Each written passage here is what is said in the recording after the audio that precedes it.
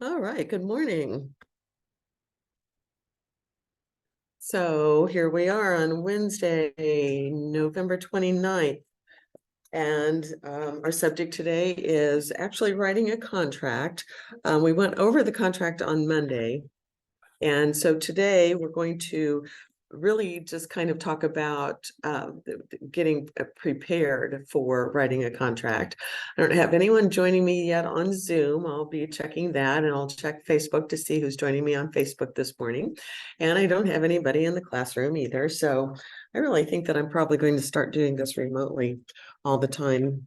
So I'm going to go ahead and sit since I don't have to worry about presenting here in the classroom. So a couple of things that I pulled up, and the first one, let's see. I'm gonna probably have to get to it first. In Kristen's Power Tools, there is the best tool ever. We're going to be working on updating this because things have changed just a little bit since she first did this, but oh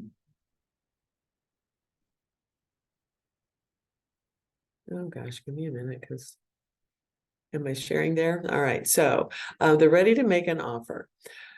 We talk about working with buyers, and we've talked about when we're writing the buyer agency and actually what we put in the contract is the buyer's name, some of those items that you gather ahead of time and are prepared for ahead of time before you start writing your offer, such as the buyer's full legal name, how they will want it on the deed to the property, those kinds of things. I also like to be prepared with all of the information that I might need that I can gather early. We know that you have to have a pre-approval letter. I think that's one of the first things that you should ask a buyer when you first have that conversation, whether you're contacting them or they're contacting you, and they say, yeah, we were thinking about buying a house. I think that should be one of the very first questions that you ask of them, is that, oh, great, have you talked with the loan officer, or do you have a loan officer you're going to be talking with? And if they do, try to find out who it is, because although they can use whoever they want to use, it's always ultimately their decision. There are probably some lenders that you will learn we prefer to stay away from. Or if it's a lender that you don't know, that you're not aware of, it might be, their best friend or their cousin, or, whoever that's a loan officer with this company. I've worked with loan officers under those circumstances that were not even in the Kansas City area, and they did a fine job. It's just that our concern there is if it's someone that we're not familiar with, I would always suggest to you that you suggest to the buyer, that's great and that's wonderful. That person is an unknown entity here in Kansas City. There might be some listing agents and or sellers that might be hesitant to accept your offer based on that. So why don't we go ahead and get a second pre-approval letter from someone here locally that's a more known name. And I know most of you have gotten, we have wonderful service providers here at the Market Center, and I know some of you have already been establishing your own relationships with loan officers, and that's fabulous. We can't ever force anyone to use our chosen ones, but always make those options available to your buyers. So we know we have to have a pre-approval letter that really should go into your buyer loop as you are writing the buyer agency agreement. And all of those other forms that we talked about with the buyer agency agreement, the EPA lead-based paint brochure, whether or not you think they're going to be buying a property built before 1978. I think it's just always a good thing to have that in there. And also the brokerage disclosure, again, for both states, because even though they say they might say that they're going to be in Missouri, they might find a property in Kansas to pursue. So all of those things and the conversations that you have with your buyers, such as, well, what's your current situation? If you're in a lease, when does the lease end? Is that our target date? We never, ever can suggest, even hint that we're suggesting that they break a lease. But one thing that might be beneficial to you to know is, well, if what happens, because again, depending on the particular market they're heading into, there may be a very competitive market still. So what if we don't find a property by that date? Can you go month to month on that? So it never, ever suggests that they would break a lease to buy a house. So work within that time frame. If they are the ones that suggest it, then you can work with that, but we can never suggest that they cancel a lease, even if they do find the perfect house. So so those conversations, find out, over the next few weeks if they've got any vacations planned. If again, always looking ahead to make sure that the calendar is not showing any holidays where we can't expect to get loan information or inspectors or that kind of thing. So those ongoing things are going to help you immensely as you are preparing to write an offer. As we are looking at this document, at this form, and this morning starting in on writing an offer, the assumption is that we have a buyer that we have been showing properties to or shown a property to, and they have decided, yes, this is the one that we want to try to buy. We want to write an offer on this property. So you'll be getting those kinds of, if they don't say it outright, you'll be getting those kinds of clues or hints in conversations with most buyers as you're walking around the property. So it's a really great time to reevaluate, go back to the seller's disclosure, and again, look at all of the personal property that's remaining per the seller's disclosure or personal property that is leaving with the seller per the seller's disclosure. Although you're not an inspector, I would still be looking at any problems that you might want to point out to an inspector. Are there any, cracks in the walls, in the foundation? If it's not a completely finished lower level, looking at the foundation. Do you see any windows that maybe have a cracked seal in it and have the etched glass in them? And so those kinds of things, and folks, you will learn as you get through a few contracts and a few transactions, maybe some transactions that fall apart because of items that show up on inspections. You will learn some of the hot buttons that we all do. There's no way that I can go over those or that your coach can go over those in this kind of situation. You will certainly learn, and you will get your own hot buttons on those if you have a transaction fall apart because of a particular thing. So we're not expected to be inspectors, but there are certain things that we expect you to be aware of, certain potential problems that may show up. So be looking for those as you're walking through the house. Reestablish with the buyer. Okay, so if we are successful in getting this property under contract over the next 2 weeks for inspections, are you available, not available? When's a good day, good time for you? On certain days or whatever. So, and we'll try to accommodate that with the inspector. But sometimes inspectors get busy, and it's just the first one, whoever we can get out first is sometimes who and when, how that's chosen, who and when. So certain things that you'll be doing as you are at the property. Then as you gather, it's great if you can, standing there, talk about earnest deposit.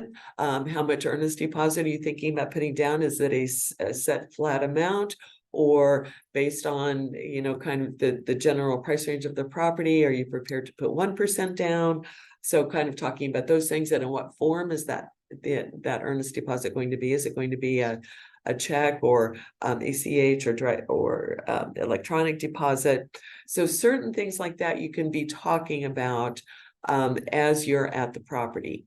Then as you are leaving the property, That's make sure you're telling the buyer, so well, another thing to talk about before, that's beneficial to talk about before you break up with them, is a closing date. And hopefully you've had a conversation with their lender, so you know whether the lender's looking at a 30-day close. Maybe we need a 45-day close on certain kinds of programs. And so a potential closing date, again, make sure that that's not on a Saturday or Sunday or holiday, as we're getting into this time of year that gets a little bit tricky. So make sure that you're checking all of those things. And then also prepare them for the fact that it's not going to be 20 minutes when you get this contract to them. It's going to take you at least, I'm going to say, at least an hour and a half. And that's assuming that you have had some practice. And I'm going to make my little pitch here. Those of you that are watching this at any point, whether you're watching on Facebook or you're watching this after the fact, because I still don't have anybody on Zoom here with me, practice writing a contract.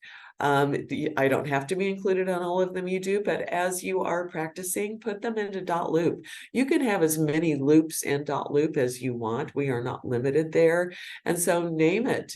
Don't choose don't just say practice a contract, because that gets confusing. It can hook into other contracts there, but go pick out a property. We're going to be doing that in Wednesday Night Warriors, and it doesn't have to just be Wednesday Night Warriors that participate. We're going to be picking up a property next week, not today, but next week, for you, available for you all to go look at and then write an offer on. But even over and above that, be writing offers. Pick an actual house. You can go see an actual house and practice writing contracts on those. So just so that when you are in the heat of the moment with the buyer, that it's not going to be 3 or 4 hours by the time you gather all of the information that you need, go through these checklists, write it up, send it to me, or let me know that it's available in your loop, because you don't have to share it with me. What you're going to do is add me to your team. There's a little box that you check on my profile in the loop itself, not in contacts, but in the loop itself. Add me, contractscoach@kwkey.com, and check the box that says add me, Linda, to your profile. And that way I have access to everything that's in your loop. So you don't have to share things with me. Just send me a quick text or email that'll let me know that something's ready for me to look at. So make sure you're preparing your buyer for the fact that it's going to be a couple of hours before they hear from you, so that they can go do whatever. They can go have dinner, they can go do whatever they want to do. They shouldn't just be standing by their device anxiously awaiting your contract. It's not going to happen for a while. All right, so then we get the KW Key partners. As I said, these are available in Kristen's Power Tools, either available through the portal. If you don't know how to get to the portal, contact Yvette. Or they are also listed in, it is also listed in files in our Facebook launch page, and it's called Ready to Make an Offer. That's the title of it as you're searching for what we're talking about here. It's called Ready to Make an Offer. We need to update this with our new logo, as well as update it because some of the information on it, really applies to the way things were done a few years ago. Our world is constantly changing here in real estate. So, all right, must have these in place first. The agency disclosure brochure, Kansas and Missouri versions. We've talked about that. I think it's best to have both in the loop. Neither one of them require signatures, but just go ahead and share both of them. That way, that's one less thing for you to worry about when you're writing an offer. Go ahead and share both of them and tell them, well, I know we said we're going to look in Kansas, but it's just, I keep, just tell them I keep both of these in my folders for people. So make sure that you've put that in your loop and shared it with your clients or customers. We kind of assume that you're working with a buyer under buyer agency agreement. You can always work with a buyer that is not under buyer agency agreement. Linda's, standard disclosure or warning is to, be careful what you're saying and doing. You don't want them to think that you are working as their agent when in fact you are not. We are only allowed certain information to allowed to give certain information to customers. We can't give them advice and counsel. All right, so we have our agency disclosure in place. We have our exclusive buyer agency contract in place, signed by all parties. You should have that signed before you're out showing properties, and the pre-approval letter or letters in there.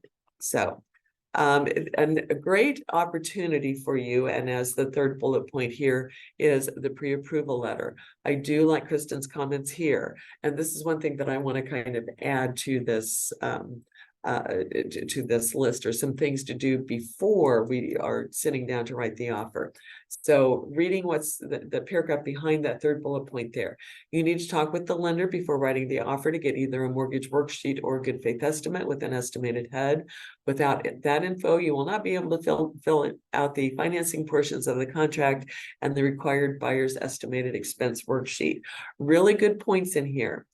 So as you get the pre-approval letter, a couple of conversations to have. One with the lender is, oh, this is great. Can you provide me a good faith estimate or an estimate of closing costs? If you say good faith estimate, they'll know exactly what you're talking about. An estimate of closing cost based on the maximum amount of this pre-approval letter. Another conversation for you to have, which I've talked about before, is to talk with the buyer and find out from them what their comfort level is. They may not want to be buying a property at the top of that pre-approval letter amount. So talk with them about, well, where's your comfort level? Let's look at some potential approximate monthly payments and see where you feel more comfortable. It may be well below what that pre-approval letter says. And so then when it says without that info, you will not be able to fill out the financing portions of the contract. So let's talk about that first. We hope that most of the pre-approval letters that you'll be working with, even though I know there are lots of them out there that don't provide this information, will tell you what kind of loan, whether it's conventional, whether it's FHA. If it's conventional, you can usually figure out, because most of them, even if they don't say it spelled out, that it's a 10% down payment or 20% down payment, most of them do spell out purchase price maximum and then loan amount maximum. And I know that that's a 4-letter word here. I'm going to throw in at you with a little tiny bit of math.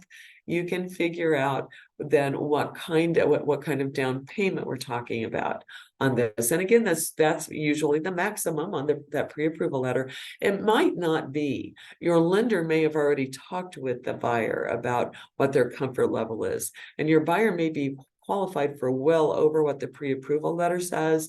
Good loan officers will have those conversations with buyers about, well, what do you want me to write the letter for? Anything, here's what we've pre-approved you for. What amount would you like for me to write the letter for? And if you are talking with the loan officer beforehand, as I'm suggesting that you do, that information may be there available from them or from your buyer that, well, this is not what we're pre-approved for. So you may be able then to ask later for an updated pre-approval letter with a higher amount on it. All these conversations to have before you're in the heat of the moment writing a contract. So you may be able to figure out the financing portions, other than that important part down in paragraph 8 on the bottom of page 8, is whether it's a fixed interest rate or an adjustable mortgage. We don't see truly in residential owner occupied properties, we don't see many interest only loans, but those are more common in investment type loans. So if you're working with an investor, most of this stuff is all the same, whether you're working with an owner occupant or investor, most of this is all the same. So you do need to have that information. You also need to have that conversation about, are they going to float the interest rate? Remember, we talked about that on Monday. Are they willing to pay whatever interest rate the loan that's being offered on that loan at the day of closing? They always also have the option, most of the time, of locking in an interest rate. If interest rates fall one day and that seems like the lowest it's going to be, then they might be able to lock that in. There's usually a charge involved with that. So ask the lender, is that an upfront charge? Is it charged at closing?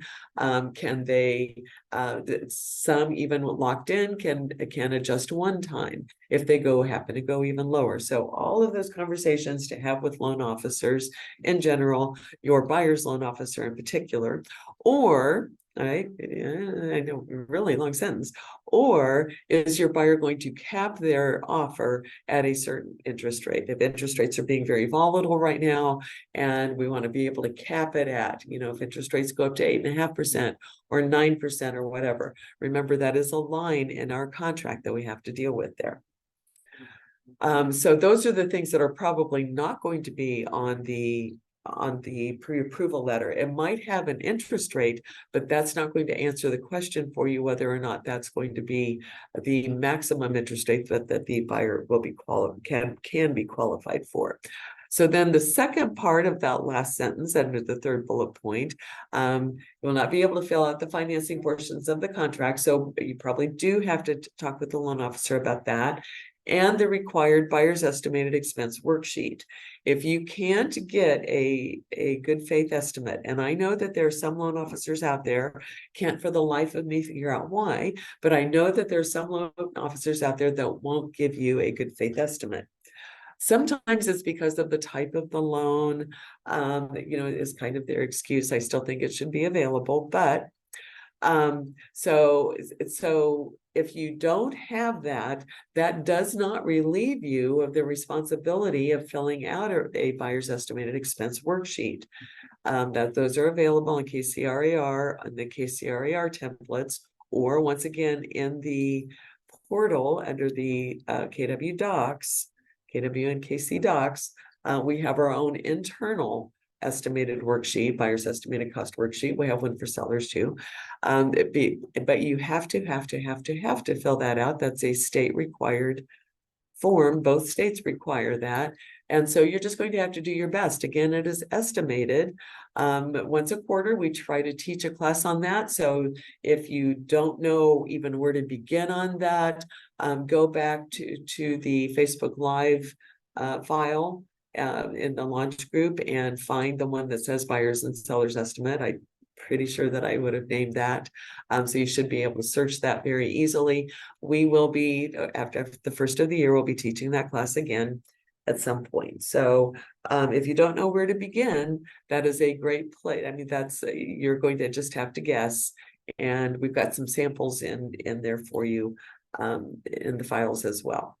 All right, documents you will need for your offer. So these are all going to be, they're available on the KCRAR website for the contract documents, or on MLS for the other documents. And it's usually what I'm talking about is the clickable blue link underneath the photographs on MLS that will have all of the documents that the listing agent has provided. All of the documents that you need may not be there. So again, a good time to have a conversation with the other agent, and we'll get to that here pretty soon. So, all right, so you will need the residential real estate sales contract that's available on the KCRAR website under the residential forms, 2023 residential forms. I think I remembered to tell you on Monday that the buyer has to initial every page, and see, this is another one of the things that we have to update. It should be signed pages 13 instead of 14, and page 16. Page 13 is our brokerage disclosure paragraph, and paragraph number 20 on page 13. Everyone signs there, all buyers, all sellers, and all agents. And then page 16 is the last page of our contract, where the buyer has to sign that for it to be a valid offer. All right, a copy of the pre-approval letter you will need, that will be in your folder or file. A copy of the earnest check if your buyer is presenting a check to pay for the earnest deposit, then you will need to get a photocopy of that. Either have the buyer send you a photocopy of it, or you could certainly have the buyer give you the actual check. If you're going to do that, don't hold on to the check. Make sure that you're putting it in a safe place at the brokerage. You don't hold on to that. Hold on to the brokerage. We talk a little bit about that in my pre-exam class. The brokerage is going to have a place. In fact, for us, it's out in the hall. There's a locked mailbox out in the hallway. So just make sure that you're not holding on to an actual check. We don't want you responsible in case something happens to that check. Seller's disclosure addendum, that's going to be one of the documents that's available to you on MLS on the clickable documents tab. It's not a tab, but a clickable documents link underneath the photos. The lead-based paint disclosure addendum, we have to have that if the property is built before 1978. If either one of those items are not there, and there's no explanatory paragraph anywhere in that view documents clickable link there, call the agent. You know, is there a seller's disclosure available? Sometimes they've just forgotten to upload it. If you're, you know, one of the first ones to see the property, first day it's on the market, sometimes it just hasn't gotten loaded yet. So just make sure that you ask for it. If there's not one, we talked about what to do. On Monday, we talked about what to do in case there's not one. We just not checking the box doesn't remove it from the contract. We have to acknowledge that there isn't one there because our contract talks about the seller's disclosure in a few different places. Same thing with the lead-based paint brochure. If there is not one in the MLS information, view documents, and the property was built before 1978, we have to have that. And so make sure that you talk with the agent about that. If neither one of them are available right at this moment, you want to make sure that the lead-based paint is available. So you'll put that as an additional terms and conditions. The offer is contingent upon buyer receiving a copy of the lead-based paint disclosure addendum completed and signed by the seller within 48 hours of effective date, or 24 hours would be even better. So, but hopefully, we hope that if you have brought that to the attention of the listing agent, that they will be working on it and maybe have it back to you even before you're finished with your offer. So the lead-based paint disclosure, the company franchise addendum, that is our company franchise addendum that you signed by the buyer, but that just stays with our buyer, or in those view documents and that clickable link, the listing agent may have put their franchise addendum and affiliated business disclosure in there for your buyer to sign. If that's the case, go ahead and put that into your file. You can't load anything directly from MLS into .loop. You'll have to put it into a file on your device and then put it into .loop. But there are lots of brokerages out there that do ask our side of the transaction to sign their company franchise addendum, and it's perfectly okay for your buyer to do that. If there's a legal description addendum, there is going to be one there might be one in the view documents, that blue clickable link on MLS.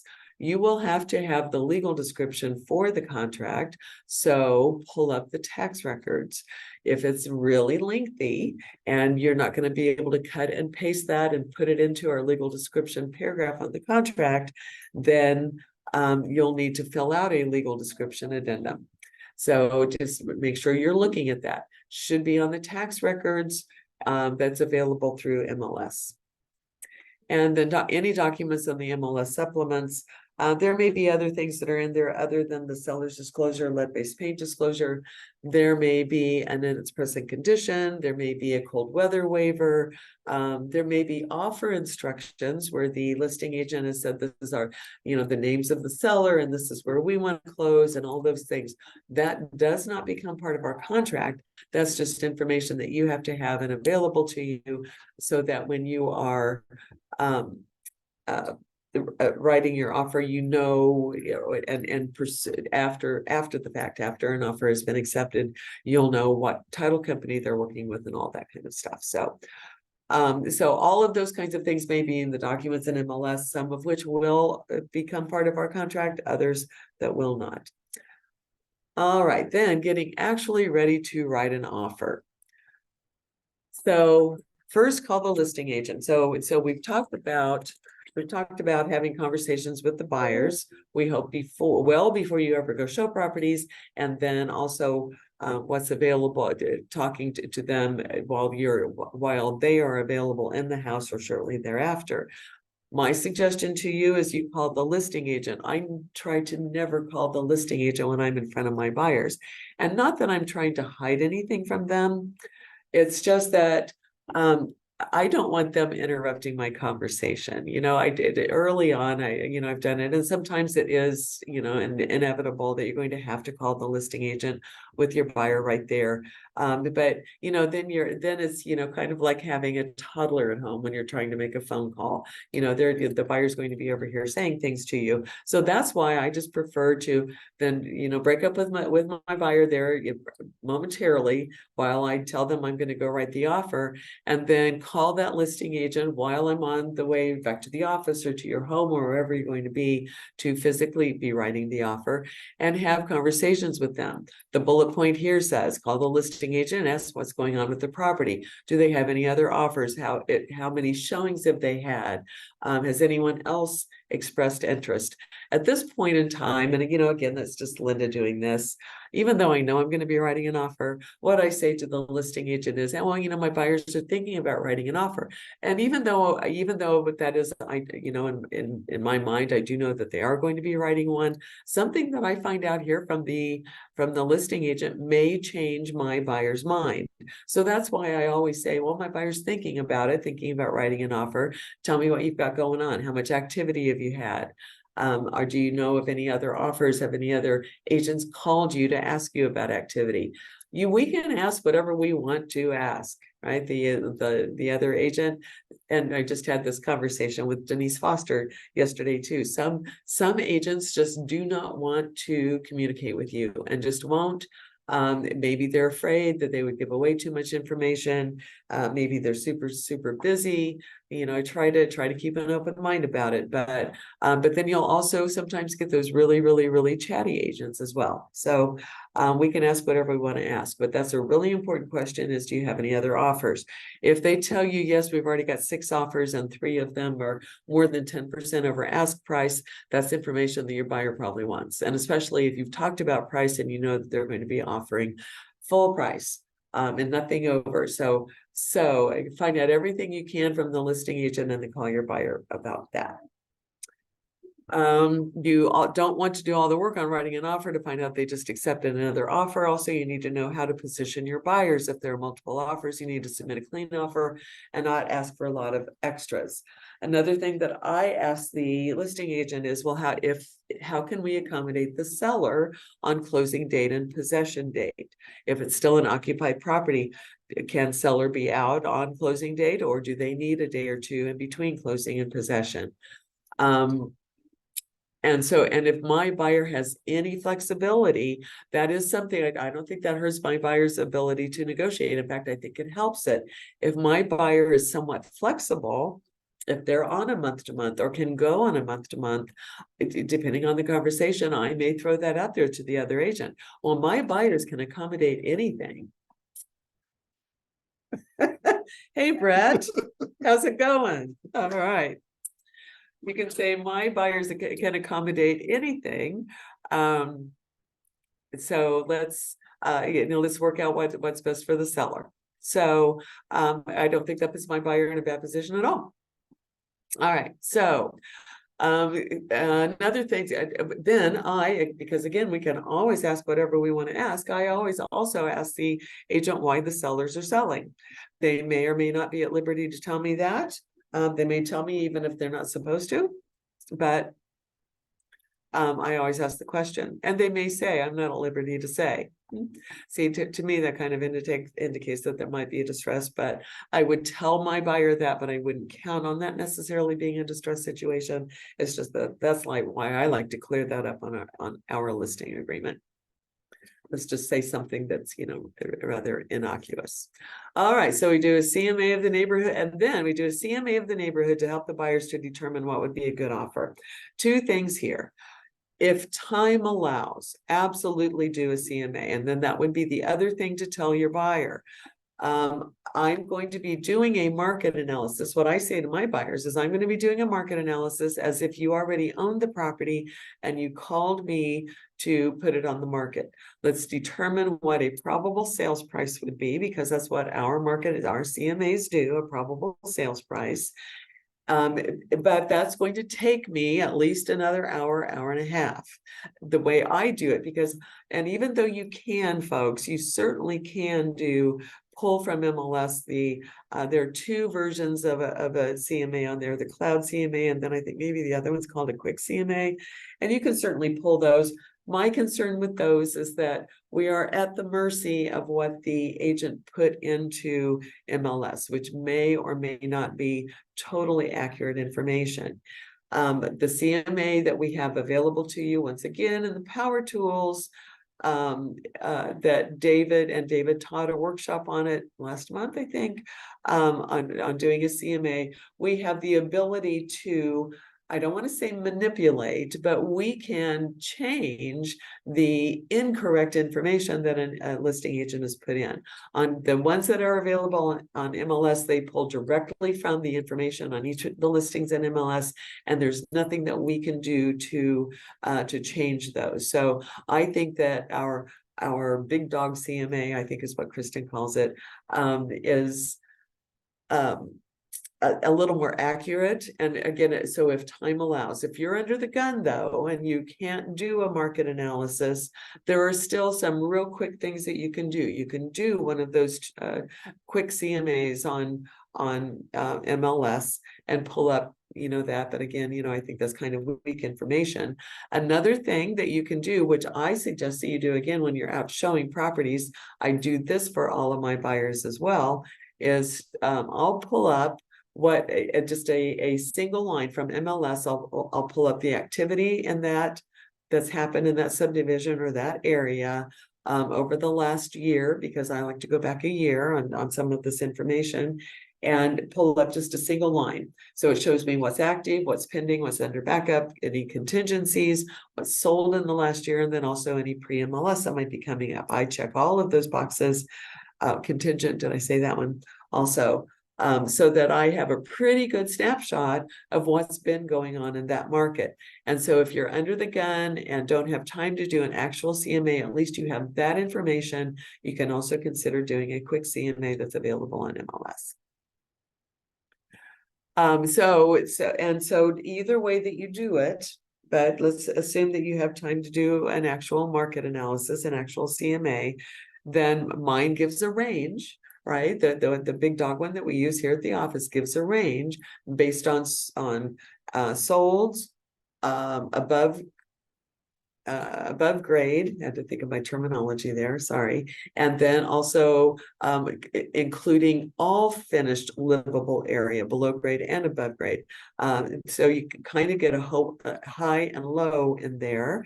And kind of work from there. Use that information based upon the condition of the property that you just saw to determine what a probable sales price would be. As I hand that to my buyers, because your buyers are always going to ask you, I promise you, they're always going to ask, well, what should we offer? And folks, we cannot answer that question. That's what usually, then when I say, you know what, I'm going to go do a market analysis for you, or if I know that there's not enough time to do a CMA, I'll say, here's a list of the properties that have had activity on them through MLS over the last year. Let's take a quick look at those. We hope that you would have a device that you can quickly maybe look at those properties, get an idea of the condition of those properties and how they sold, how their sales price compares. Also, you can do a quick search of what the square footage is and how those compare to your subject property, the property that you're writing the offer on. So you're helping the buyers determine what's going to be a good offer. You cannot tell them what to offer. So they might word that a couple of times. Well, what should we offer? Or a couple of ways. They might ask, well, what should we offer? Or number two, because you're going to be cagey about that, and you say, well, I can't tell you that, only you know. But having the CMA in hand, then later on, I can say, here's the CMA that I told you I was going to do. And it has some numbers on it that's all based just on square footage. This is very, very, very subjective based on square footage. That's all it's based on. The RCMA does not take into account the condition of those properties, even though it's going to be reflected in the sales price somewhat. This is only on square footage. And then I always tell my buyers, only you know what that property is truly worth to you. It may be less than ask price. It may be less than what's on the market analysis, or maybe more. Only that buyer knows what it's worth to them. And that is actually true market value, folks, right? Remember that from your pre-exam class. Whatever a buyer's willing to pay and a seller's willing to accept is what fair market price is. Not what the appraisal is, not what anyone else says the property is worth. What a buyer's willing to pay and a seller's willing to accept is what determines fair market value, with no undue pressure, or it has to be an arm's length transaction and all that kind of stuff. So or the other question that the buyer will ask you is, well, what would you offer? And, I probably wouldn't, I might not even offer on this property. This property doesn't fit the needs for me. You can say all of those kinds of things. It's like, really, buyer, it is your decision. I will help you with all of the information I can. I will help you make that decision, but the decision is yours. The ultimate authority lies with you. All right, buyers need to determine. And so then we have some other bullet points there under the third bullet point here under writing an offer. The offer price, so we hope we've talked about that. Earnest money deposit amount, we hope we talked about that. And the form of the earnest deposit that should be included there. Closing and possession dates, what's going to work best for them and or accommodate the seller's wants or needs. Their costs, their closing costs, because remember, every buyer is going to have costs over and above what their down payment is. And then the home warranty. Ask them if they're good. That's another question to ask before you actually break up with them, is are you going to want a home warranty put on the property? And if so, are you asking the seller to pay for it? Or are you going to buy it yourself? And if so, we have to name the warranty company, and we also have to name the service fee, and we also and we have to name the cost for it. So make sure you're gathering all of that information too. Again, that's a really good question to ask them before you ever leave the house. Inspection period, what works for them? An inspection period. That's why you need to know if they're going to be out of town, or if we've got a holiday coming up. We might need to lengthen our inspection period by a few days, a couple of days. Legal name of the sellers, you're going to get that.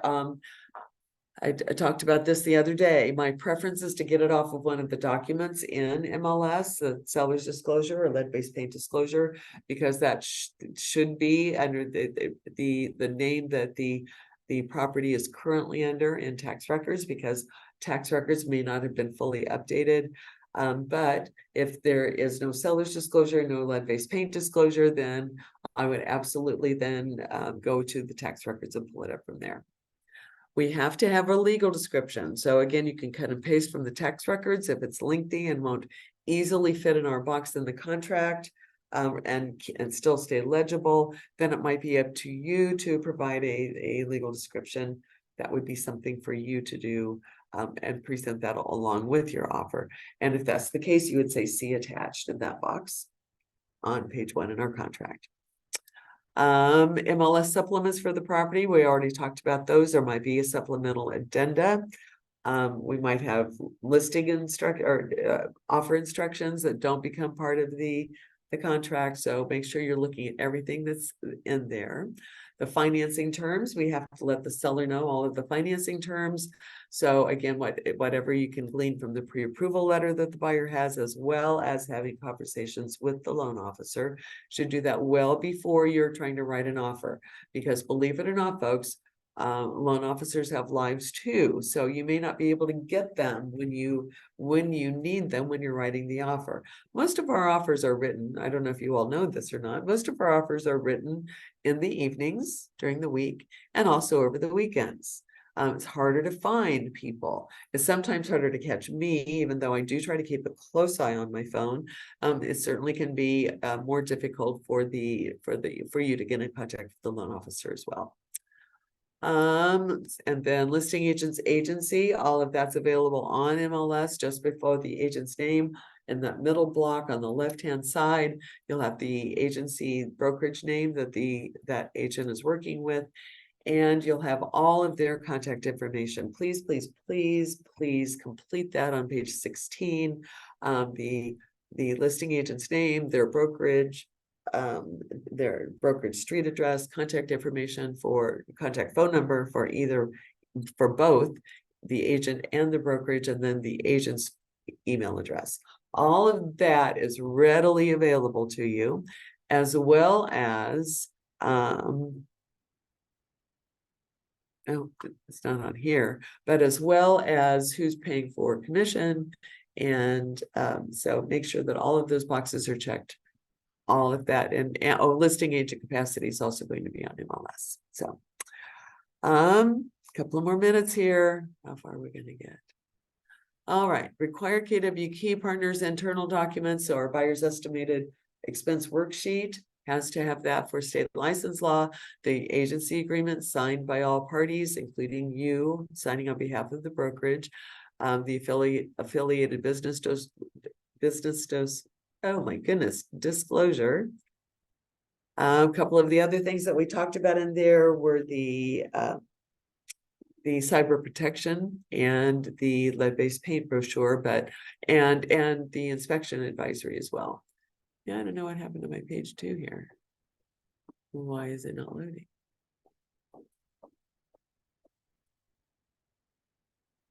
Oh. Okay. Okay, one more minute. Inspection period. So again, we've talked with the buyer about what days and times work best for them. In additional inclusions or exclusions as we're walking through the property, this is where we deal with what the buyer wants to be different on our contract than what is reflected on the seller's disclosure. If things are operating and operating and staying, and they don't want them, we're going to ask the seller to remove them. If it says that it is not staying and our buyer wants it, we have to include that in paragraph 1C or 1B then as well. And then last, the expiration of the offer. Make sure you've asked your buyer, how long do you want this offer sitting out there? Our contract actually has a default of 5 days. And so if we don't have an answer back within 5 days, it's all done. But your buyer may want an answer sooner than that, chances are.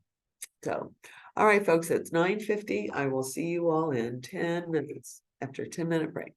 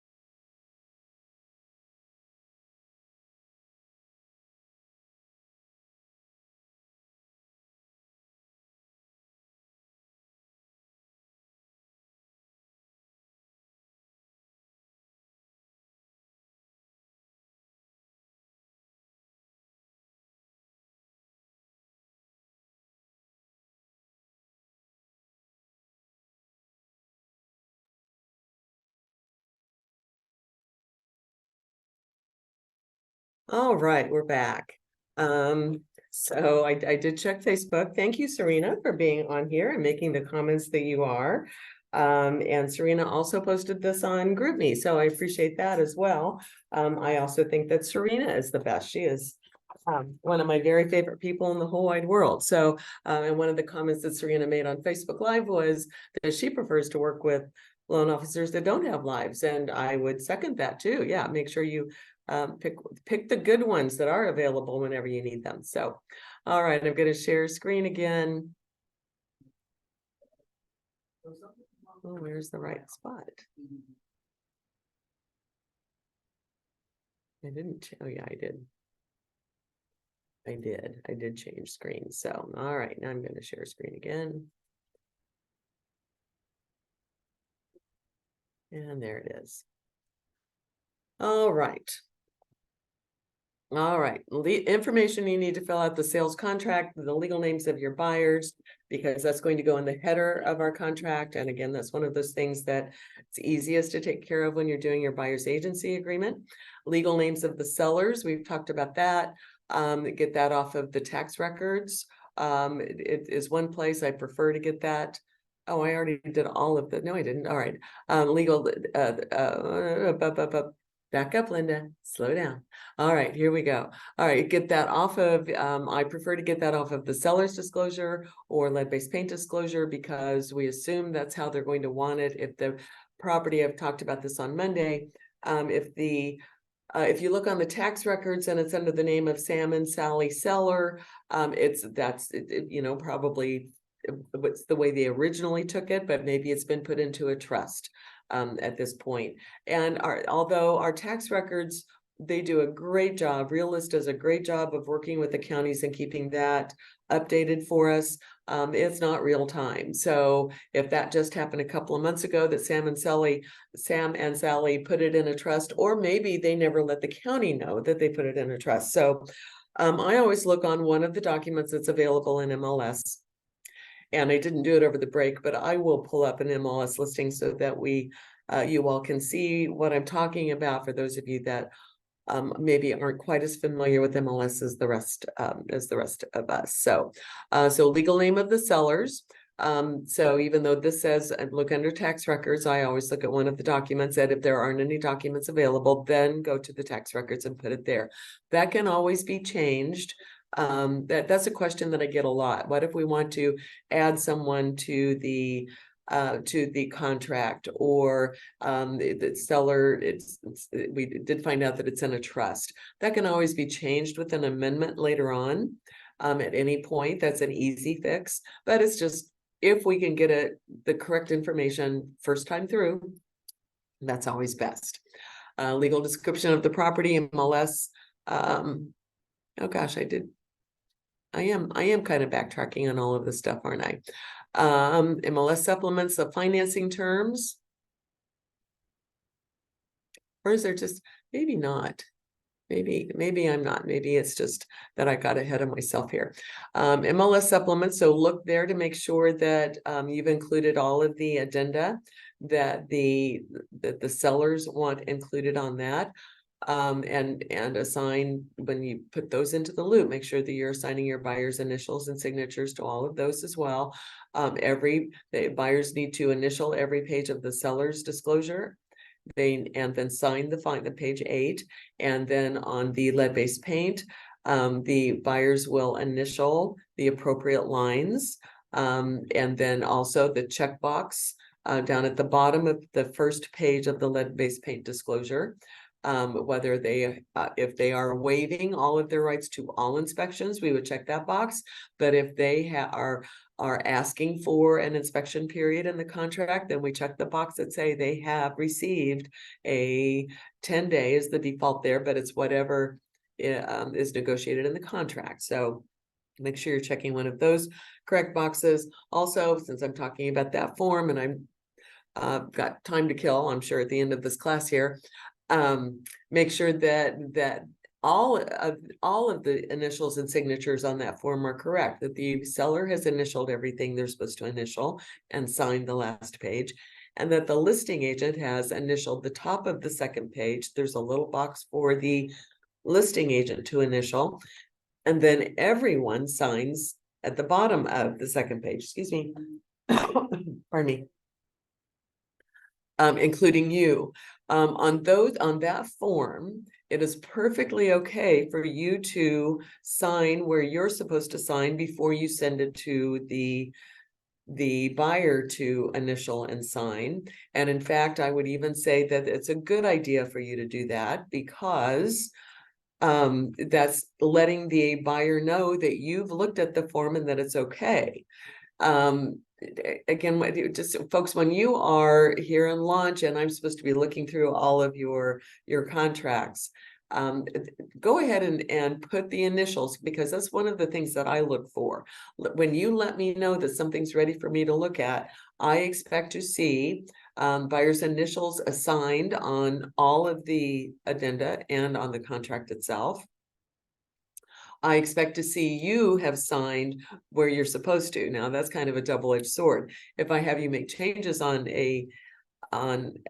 any document, that's going to erase whatever signatures, your signature on there, so you'll have to sign again. But there's so few places for you to sign anyway that that's not a big deal. But that's a good indication to me that you understand the document that you're getting ready to send to your buyer. So go ahead and sign where you're supposed to sign, initial where you're supposed to initial on all of these forms.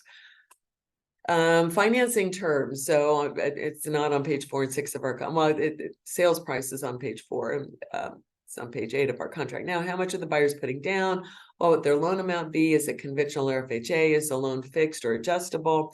All the info you need from the lender prior to sitting down to write the loan. We've talked about that, write the offer. We've talked about that. The listing agency role, where I said you're going to find all of the listing agents' information on there. You will also find their capacity, is what it's called on MLS. The LA cap is how it's termed on MLS, and that stands for listing agent capacity. That you will 99% of the time is going to be a designated agency. So make sure that you're looking and putting the right thing. There are, however, times when you're going to see seller's agent on there. If you do see seller's agent on there, again, that's one of those things you should be looking at. Is there, it will probably catch your eye as you're showing the property, or before you go show the property. Verify that with that agent. I know that there are a lot of agents that don't really understand that are out working and don't have someone like a contracts coach looking over their stuff. So they may have put the wrong thing in MLS and it hasn't been caught yet. So just verify that they're seller's agents. The only time you're going to see a seller's agent, though, as the listing agent capacity, is when it's the supervising broker, named supervising broker of a brokerage, but you will run across those. And then occasionally you will run across transaction broker. And again, just to verify that information when you're talking with the listing agent, there are a few of the smaller brokerages out there that only work as transaction brokers. And so they, again, just to verify, but so you'll occasionally run across those, but most of the time they're going to be a designated agent, just as you will be a designated agent. Folks, I can't tell you how many contracts that come through where our agents have checked the buyer's agency box. You are not the buyer's agent. You will always be a designated agent. Even if you're representing yourself, you're always a designated agent. The estimated required key partners. I did do all of this before. The buyer's estimated expense worksheet required for both states, the exclusive buyer agency contract, that if there is one, but again, just make sure that you are acting appropriately if there is not one, and the affiliated business disclosure. You will not be sending that to the other side. We don't require the other side of the transaction to sign that, but your client needs to. Okay, let's hit with dot loop again. I'm going to get templates, and so where you're going to find, and although I talked about this last week and earlier this week, where you're going to find the contract forms are here in 2023 KCRAR interactive forms. You know what? I'm going to stop share just because I'm not 100% sure that it follows my tabs here. So, and so we have our real estate sales contract. Everything's in alphabetical order on this page. And it's the third one, it's actually, well, the third version, but actually the,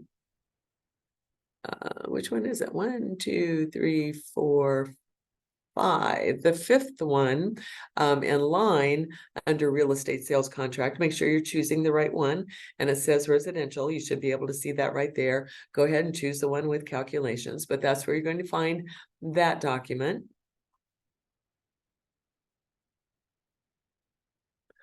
The other internal forms you're going to find here in our KWKC Metro forms templates here.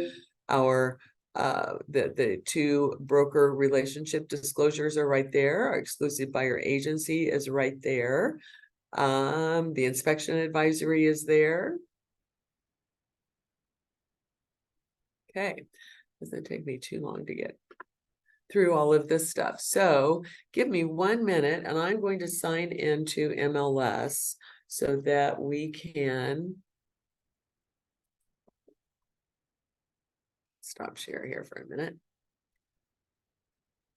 so that I can show you where all of that stuff is on MLS. And I will, oh, I also saw that Helen was on again this morning. Thank you, Helen, for joining us again.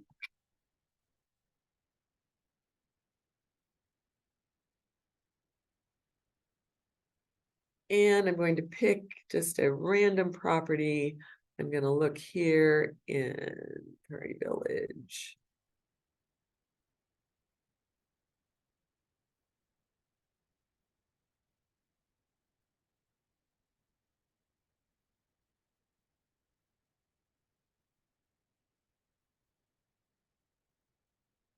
Oops.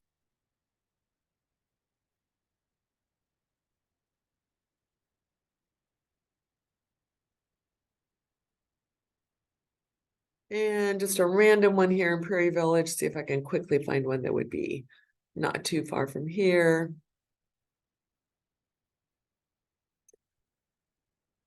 Well, here's one in Meadow Lake.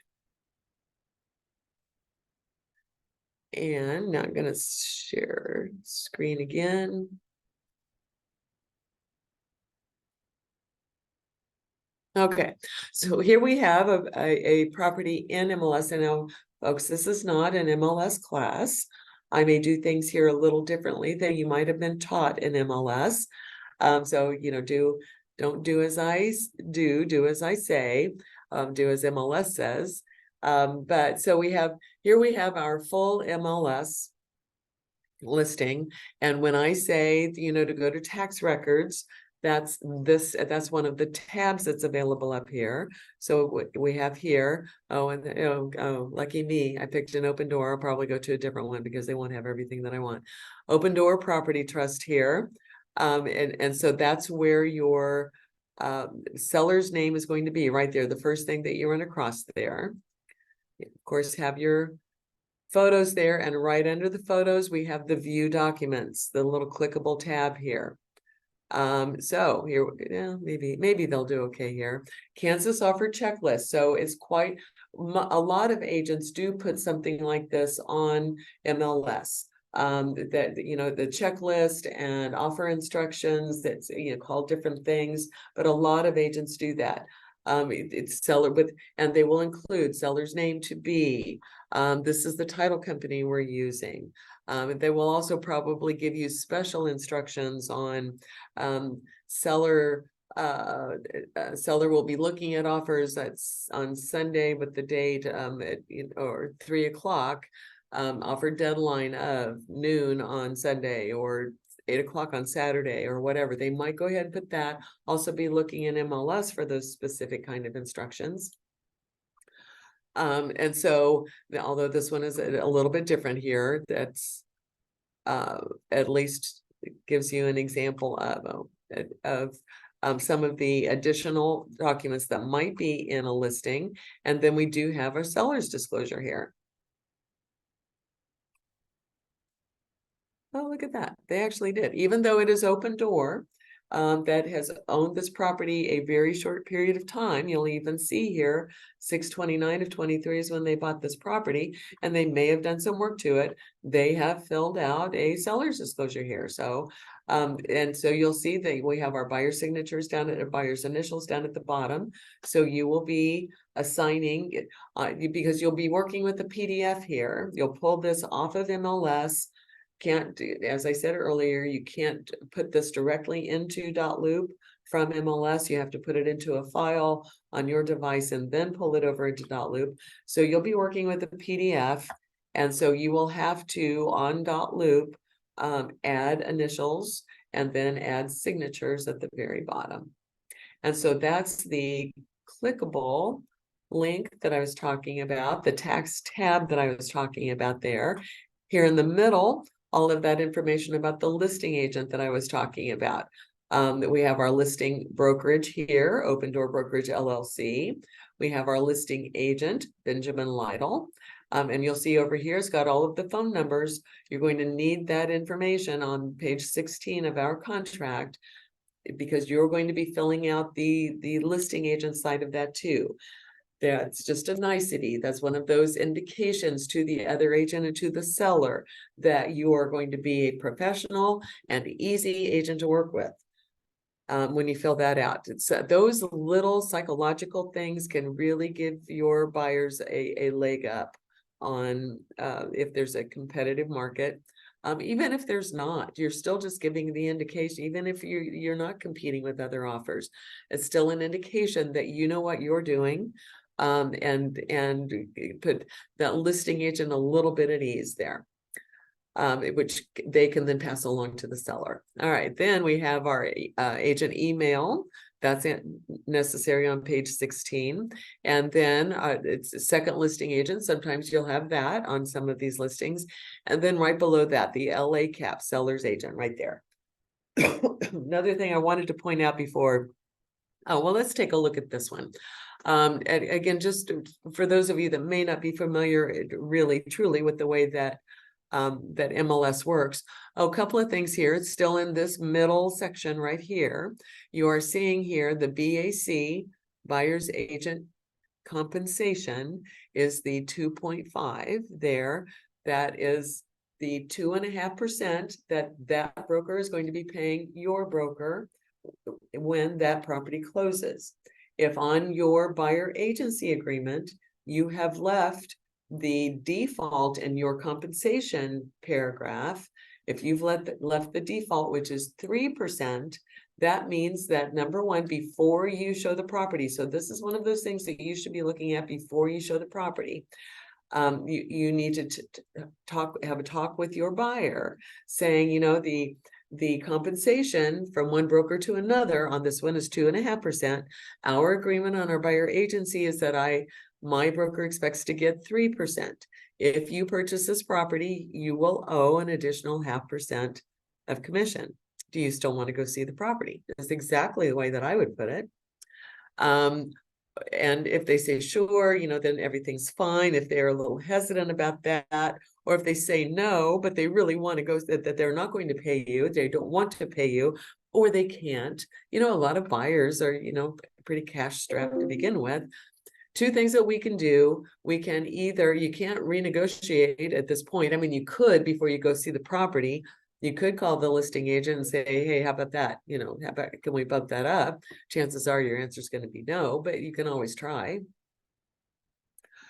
We can ask for seller's compensation or seller's contribution to closing costs on the contract to cover that, as long as we're not going over the maximum. If we're already asking for sellers to pay some of the buyer's closing costs, make sure you're checking with the type of loan you are, that you're not going over the maximum, and add 0.5% in there to cover yours. That's a completely legitimate closing cost on the buyer's side there.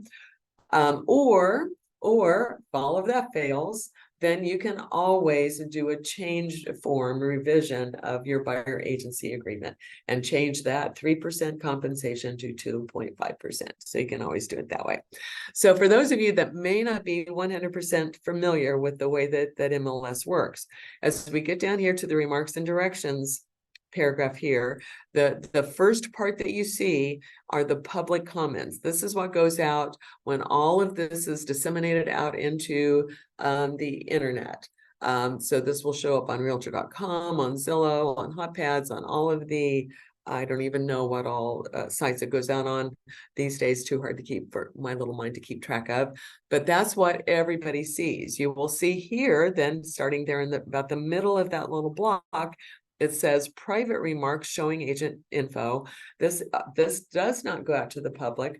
This is communication between the listing agent and anyone who may be showing that property, interested in showing that property. Schedule a showing, please call showing time at that number, although they have that number listed up there in the co-op too.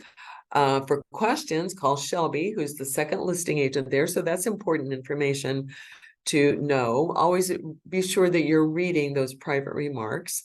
To check offer status, access necessary buyer signed documents, and submit offers, visit online portal, and that's something that Open Door does. But the other agent on a non-open door kind of listing may update this with certain times for showings, or times that showings are not allowed. Even that's going to be on Broker Bay also, or they may say here, they can, because this is editable for the listing agent, they may say we have offers.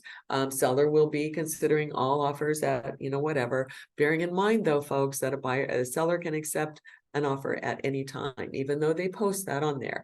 And a lot of agents actually add that disclaimer in when they're putting that with the seller will be looking at offers at 3 p.m. on Sunday, although seller reserves the right to accept any offer at any time, because they certainly can do that. Then it says seller's closing attorney required to sign affiliated business disclosure, and then it's FHA available as of 9/28/23. It was listed. Oh my gosh, look at this one. This one's been on the market for 96 days. So that's interesting.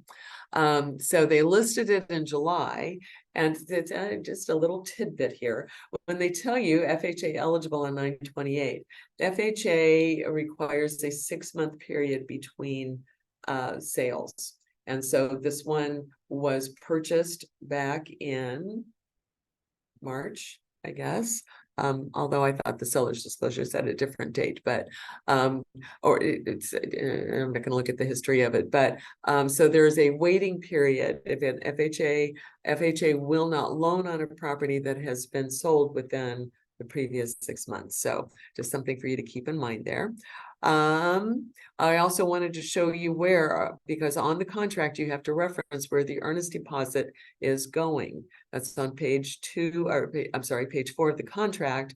On the financial page of it, what the offer page of it is, what we would call, and where you find that information is down here, almost to the bottom of the listing information sheet, down in the bottom right hand corner where it says deposit, and that's where you're going to contact. That's where your earnest deposit is going to go.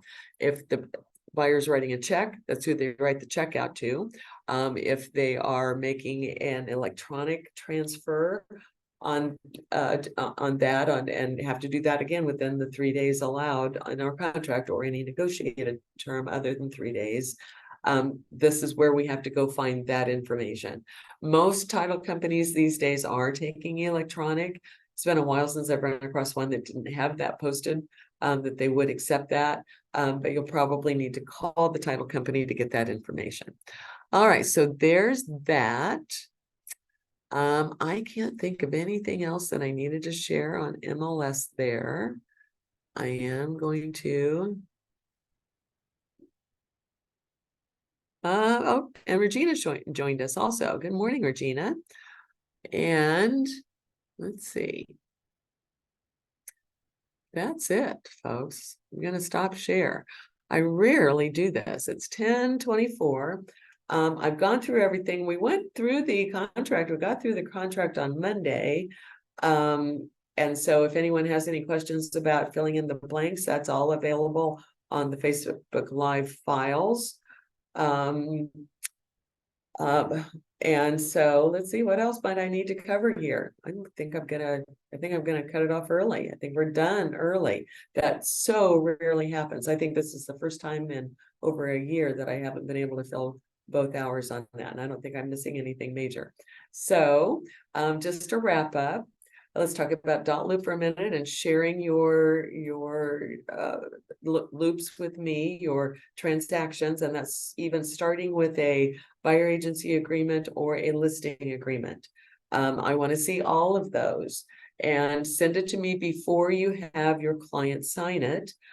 Because if I do have to ask you to make a change on something, then you don't have to go back to your client. If you change something on a loop that's already on a document in .loop that's already signed, that erases all of the signatures, you get a little, urgent message there that says, hey, are you sure you want to do this?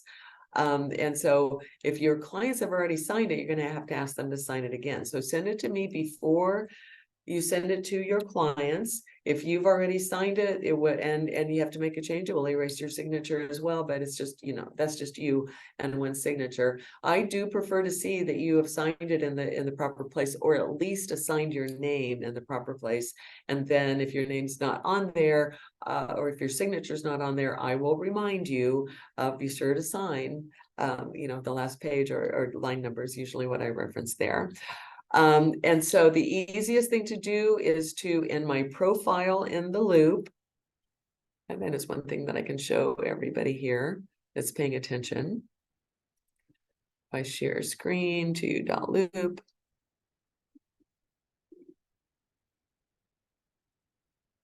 Hold on.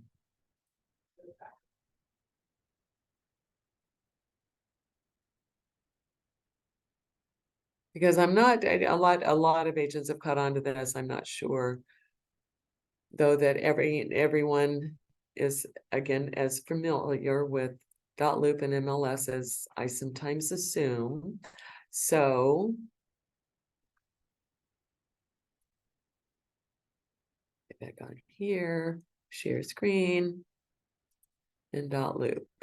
All right, so for instance, this one's already got me correct here. So down at the very bottom, you'll have, then this is where you will be uploading all of your documents here. But down here at the very bottom, where we have people, you'll see that my name is here. And since I'm in my loop, it says you. I don't know if it's going to do that for me here. It's not.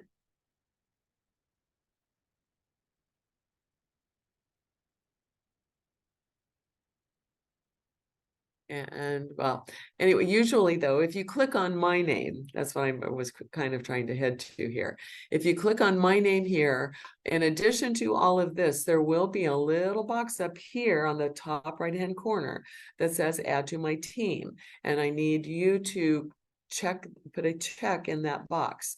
And then what happens is I am automatically emailed, and I get the notifications on emails from contractscoach@kwkey.com.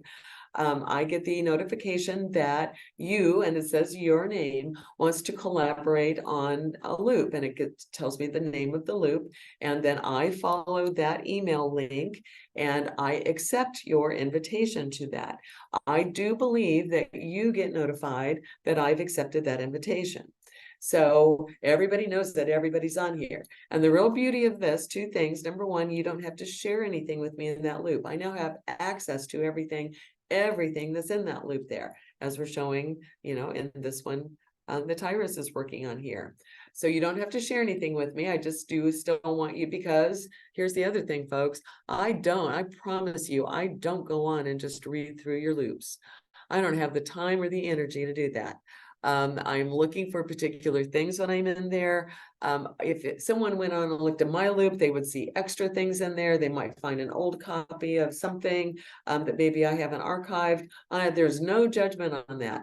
The only thing that I would be concerned about is that if I get confused on which one is the current active one, you might get confused on which one is the current active one. So I might suggest, hey, there are a couple of things that look like maybe you should archive in there. And archive just puts it into a place where you're not seeing it anymore. We cannot actually get rid of anything in .loop. Anything that we've ever put in .loop stays there, but it just doesn't pop up in our list anymore. So I promise you, I don't go on and look through your loops to see what's going on in there. I will only check when I am notified that you have something for me to look at. And again, I usually respond quicker to text messages. But if you email me, hey, I just finished the contract and all of the supplemental addenda on there for you to look at, I get notification of those emails, and I will usually respond to you one way. Okay, give me an hour, or whatever, or I'm looking at it now, or give me a few minutes, or whatever it is I say. Then I will either respond to you via text saying, hey, I just sent you an email, and with corrections on it. If it's only one or two things, I may just send those to you in the text message. And again, just let me know when you have done those things. I would really want the opportunity to go back and look at things again, just, number one, to make sure that I gave you the correct information that needed to be updated, and that I didn't miss anything the first time through. So I just really prefer that heads up. Give me another minute, a few minutes to check everything over again one final time, and then I will give you the go ahead to go ahead and send it to your client. So that's kind of the overview of that. Again, I've said it a couple of times here, and it's right here on the screen. Contractscoach@kwkey.com is my email address. I'm going to stop share here. I think I'm done there. My phone number is 913-219-2289. Again, I'm available most times. My slowest response time is when I'm in the classroom teaching my pre-exam, my pre-licensing classes. I do get 10-minute breaks every hour. I will at least respond to your email. If I can't necessarily go on and look at that loop at that moment, but I get an hour break at lunch, and I get, I'm usually at the latest done with those classes at 5 o'clock. So I have times throughout the day that I can check it. Just, you might have to be a little bit patient with me. If I don't respond really quickly to your text message, usually it means that I'm in a classroom, if it's during the week, or on the weekends. Sometimes I will walk away from my phone occasionally, not really intentionally, but sometimes it just happens, and I'll realize an hour later that, oh my gosh, so I hope everybody does that occasionally. So we all need to be untethered from our phones a little bit. So that's it, folks. That's all I've got. I don't have any comments here because nobody joined me on Zoom. So I'm going to check Facebook once again to see if anybody has added any other comments or questions there, and I don't see anything. So nobody tell Kristen that I'm signing off early here, but I've covered everything that I think we need to cover. If you have any questions about writing an offer, always reach out to your coach. Damon made a point yesterday that I don't think in our coaches meeting that I don't think I make clear enough all the time either. When I say talk to your coach, that should be the first person you contact. If you can't get your coach, contact me, contact Kristen, or contact any other coach. Everyone's contact information is available on the Face Longscript page, on our website. So you never have an excuse to do anything that hasn't been run by or through a coach at some level. So I know that Serena and Regina are also happy to help anyone in an emergency type basis that's not their own client if it's just a quick question. But you can always call me. I'm usually available.